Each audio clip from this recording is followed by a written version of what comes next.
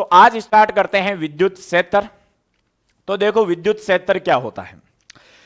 अगर देखा जाए तो कोई भी आवेश होता है जब वो स्थिर अवस्था में होता है, तो हमने ये पीछे स्टडी की है कि स्थिर अवस्था में जब आवेश होता है तो उसके चारों तरफ एक क्षेत्र उत्पन्न होता है जिसको बोलते हैं हम विद्युत क्षेत्र। और ओनली विद्युत क्षेत्र तभी उत्पन्न होगा जब आवेश कौन सी अवस्था में हो, स्थिर अवस्था में। तो किसी भी आवेश के चारों ओर का एक ऐसा एरिया जिसमें आप उस आवेश के प्रभाव को महसूस कर सको, उसे क्या कहेंगे, विद्युत क्षेत्र। जैसे मान लो कि आपके पास, जैसे अगर आवेश आपने नहीं देखा है तो चुंबक तो आपने देखी होगी। जिस तरीके से आपने देखा होगा कि एक चुंबक और दूसरी चुंबक, इनको आप पास पास लेकर आते हो, तो जैसे मान लो बहुत दूर है तो एक चुंबक पर दूसरी चुंबक का कोई प्रभाव नहीं होता है, लेकिन जैसे पास लेके आते हो तो आपको पता है कि एक निश्चित दूरी पर आते ही एक चुंबक पर दूसरी चुंबक का प्रभाव लगना स्टार्ट हो जाता है कि यदि उनके दूर अपोजिट है तो आकर्षण हो जाएगा और अगर सेम है तो प्रतिकर्षण। तो देखो इसका मतलब यह हुआ कि जैसे मान लो यहां पर आते ही प्रभाव स्टार्ट हुआ, तो ये अगर चुंबक है तो इसके चारों तरफ एक एरिया है या नहीं है, जैसे इसको हम वहां पर हम नाम देते हैं चुंबकीय क्षेत्र। उसी तरीके से आवेश का भी अपने चारों तरफ एक ऐसा क्षेत्र होता है जिस पर उसका प्रभाव महसूस किया जा सके। जैसे देखो मान लो आपके पास यहां पर कोई चार्ज है, प्लस चार्ज, तो इसके चारों तरफ इसका क्या होगा, एक प्रभाव क्षेत्र होगा जिसमें यदि आप किसी भी दूसरे आवेश को लेकर आओगे ना, तो देखो जैसे अगर आप मान लो प्लस क्यू चार्ज लेकर आ रहे हो तो प्लस प्लस पर क्या लगेगा, प्रतिकर्षण लगेगा या नहीं लगेगा, या माइनस क्यू को इसके अंदर लेकर आ रहे हो तो इस पर क्या लगेगा, आकर्षण। क्या यदि इस आवेश को यहां रखोगे तो इस पर आकर्षण या प्रतिकर्षण लगेगा क्या, नहीं। कब लगेगा, जब आप इस आवेश को इसके प्रभाव क्षेत्र के अंदर लेकर आओगे तभी लगेगा। तो किसी विद्युत आवेश के चारों ओर का वे क्षेत्र जिसमें किसी अन्य आवेश को लाने पर वे आकर्षण या प्रतिकर्षण बल का अनुभव करे, तो उसे क्या कहोगे, विद्युत क्षेत्र। आकर्षण कब होगा, जब विपरीत प्रकृति के आवेश को लेकर आओगे, और प्रतिकर्षण कब होगा, जब समान प्रकृति के आवेश को लेकर आओगे। इस विद्युत क्षेत्र की जो परिकल्पना है वो एक साइंटिस्ट ने दी थी, माइकल फेराडे। ये फेराडे वही है जिनके रेस्पेक्ट में आवेश का सबसे बड़ा मात्रक, आवेश का सबसे बड़ा मात्रक क्या होता है भाई, फेराडे। सबसे बड़ा मात्रक क्या देते हो आप, फेराडे देते हो, इन्हीं के सम्मान में। और एक फेराडे बराबर कितना होता है, 96,500 कूलाम। तो ये आप यहां याद कर सकते हो वापस। और विद्युत क्षेत्र की परास अनंत तक होती है, यानी जैसा आवेश, जैसे मान लो 2 कूलाम का आवेश है उसके आसपास होगी, तो अगर मान लो 20 कूलाम का तो उसका थोड़ा प्रभाव ज्यादा होगा, 200 कूलाम का है तो उसका प्रभाव और ज्यादा होगा। तो जैसा आवेश उसके अकॉर्डिंग उसकी परास अनंत तक हो सकती है। अब देखो मैथमेटिकली विद्युत क्षेत्र को हम, अगर नॉर्मली विद्युत क्षेत्र को क्षेत्र के हिसाब से देखा जाए तो आपके माइंड में एक चीज आती है कि ये कोई ना कोई एक क्षेत्रफल होगा, लेकिन एक्चुअल में ये क्षेत्रफल नहीं होता है। तो इसे मैथमेटिकली समझने के लिए इसी विद्युत क्षेत्र को एक अन्य नाम दिया जाता है जिसे आप बोलोगे विद्युत क्षेत्र की तीव्रता। आपसे कहीं यह पूछा जाए कि विद्युत क्षेत्र ज्ञात करो चाहे विद्युत क्षेत्र की तीव्रता ज्ञात करो, बात एक ही है। मैथमेटिकली आपको ज्ञात क्या करना होता है, तीव्रता ही ज्ञात करनी होती है। तो देखो विद्युत क्षेत्र की तीव्रता क्या होती है। मान लो आपके पास यहां पर एक प्लस क्यू चार्ज है और इसके चारों तरफ इसका एक एरिया है जिसे आप क्या कहोगे, विद्युत क्षेत्र कहोगे। ये इस प्लस क्यू का चारों तरफ क्या है, विद्युत क्षेत्र है। जैसे ही मान लो आप किसी टेस्ट चार्ज को लेकर आते हो इसके अंदर, मान लो मेरे पास एक टेस्ट चार्ज है plus q not. Test charge ऐसा चार्ज होता है या परीक्षण आवेश एक ऐसा आवेश होता है जिसे आप किसी विद्युत क्षेत्र में लेकर भी जाते हो ना, तो उसका उस विद्युत क्षेत्र पर कोई प्रभाव नहीं पड़ता है। आप जैसे इस प्लस क्यू को इसके अंदर लेकर आओगे तो क्या होगा भाई, यहां तक तो इस पर कोई बल लगेगा नहीं, लेकिन जैसे ही ये विद्युत क्षेत्र में प्रवेश करेगा, यहां पर आएगा ये प्लस क्यू नॉट, तो इस प्लस क्यू के कारण इस पर क्या लगेगा, रिपल्सन फोर्स लगेगा या नहीं लगेगा, क्योंकि ये पॉजिटिव चार्ज है और ये भी पॉजिटिव, पॉजिटिव पॉजिटिव में क्या होगा, प्रतिकर्षण होगा।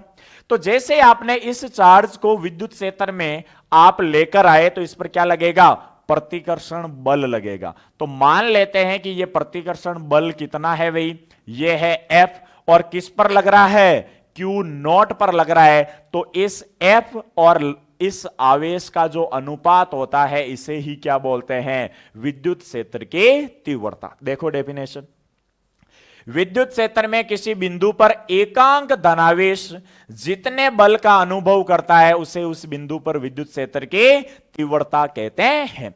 मान लो कि आपका जो ये प्लस का क्यू नॉट है ये 1 कूलम का चार्ज है, यानी एकांक धनावेश है। तो अब ये जैसे मान लो इस बिंदु पर लेकर आए, मान लो इसको पी बिंदु पर लेकर आए, तो पी बिंदु पर इस पर बल लगेगा या नहीं लगेगा, तो एकांक धनावेश पर विद्युत क्षेत्र में किसी बिंदु पर जितने बल का अनुभव होता है उसे क्या कहते हैं, विद्युत क्षेत्र की तीव्रता, यानी एफ बटा क्यू नॉट। तो इसका फॉर्मूला आप लिख सकते हो कि इसे दर्शाते हैं ई वेक्टर से।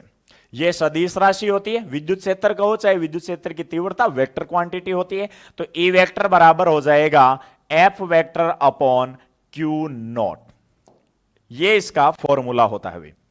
ई vector is equal to f vector upon q not, यानी किसी भी परीक्षण आवेश क्यू नॉट को विद्युत क्षेत्र में लाने पर उस पर जितना बल लगता है तो लगे बल और उस आवेश के अनुपात को भी क्या कह सकते हो, ई वेक्टर। अगर यहीं पे मैं कहूं कि यदि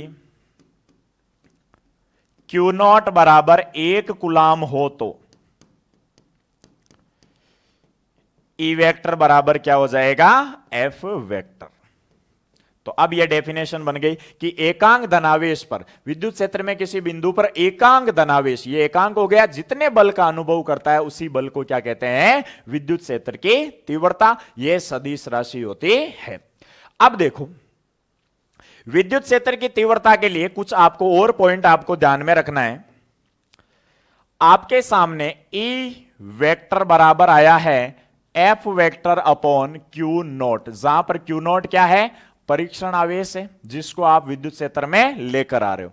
अब देखो यहां पर क्यू नॉट की वैल्यू जितनी कम होगी विद्युत क्षेत्र का मान उतना ही ज्यादा होगा। यह एक पॉइंट आपको ध्यान में रखना है भाई। आप सोचो इस फॉर्मूले के हिसाब से, यहां पर क्यू नॉट की वैल्यू जितनी कम होगी विद्युत क्षेत्र की तीव्रता उतनी ही ज्यादा होगी या नहीं होगी। देखो यहां पर ये बटा में आ रहा है, बटा वाली चीज जितनी छोटी होती है ऊपर वाले की वैल्यू उतनी ज्यादा आएगी या नहीं आएगी। तो क्यू नॉट का मान यदि टेंस टू जीरो है, जीरो का जीरो भी नहीं है, अगर जीरो हो जाएगा तो ये अनंत हो जाएगा जो डिफाइन नहीं है। तो q not tends to zero, इसका मतलब क्यू नॉट की वैल्यू आपको जहां तक पॉसिबल हो सके छोटी से छोटी रखनी है। यानी जैसे आपके पास कोई चार्ज है प्लस क्यू और इसके चारों तरफ इसका विद्युत क्षेत्र है और आपको पता लगाना है कि मान लो इस बिंदु पर विद्युत क्षेत्र की तीव्रता कितनी है, तो आप चेक करने के लिए जिस टेस्ट चार्ज को लेकर आओ ना तो उसका मान लगभग जीरो के आसपास, यानी जितना छोटा हो सके उतना लेकर आना है। क्लियर है। अगर Q is tends to zero है तो इसको आप लिमिट फॉर्म में इस तरीके से भी लिख सकते हो, LIMT। कई बार ये फॉर्मूला आपको देखने को मिलता है f vector upon q not where q not tends to zero. बस ये फॉर्मूला कंफ्यूज करने के लिए है, बाकी इसका मतलब वही है कि अगर आप क्यू नॉट का मान जितना कम रखोगे q not tends to zero तो ई वेक्टर का मान उतना ही ज्यादा आएगा। और इसी को सिंपल फॉर्म में आप क्या लिखोगे, ई वेक्टर बराबर F vector upon q not, जो कि हमने पीछे भी लिखा है। बस ये दर्शाने का तरीका एक अलग है, जो ये कहता है कि क्यू नॉट कम रखो वही आपको विद्युत क्षेत्र ज्यादा मिलेगा। अब देखो बात करते हैं विद्युत क्षेत्र की तीव्रता की मात्रक और विमा, या विद्युत क्षेत्र का मात्रक और विमा। अभी जो फॉर्मूला आया है वो फॉर्मूला है आपके सामने E बराबर एफ बटा क्यू नॉट। अगर परिमाण रूप में देखा जाए तो ये फॉर्मूला आपके पास आया है भाई। इससे अगर SI मात्रक निकाला जाए, सबसे पहले जो मात्रक निकालेंगे हम कौन सा निकाल रहे हैं, SI मात्रक, क्योंकि काम का जो मात्रक है वो कौन सा है, SI मात्रक ही है भाई। देखो SI मात्रक क्या लिख सकते हो, ऊपर फोर्स है तो फोर्स का क्या आ जाएगा, न्यूटन, नीचे चार्ज है तो चार्ज का क्या आ जाएगा, कूलम। तो आपके सामने विद्युत क्षेत्र की तीव्रता का SI मात्रक कौन सा होता है भाई, न्यूटन पर कूलम। या देखो इसका एक मात्रक और दिया जाता है जो हम अगले चैप्टर में पढ़ेंगे, जो V बराबर ईडी रिलेशन से दिया जाता है भाई।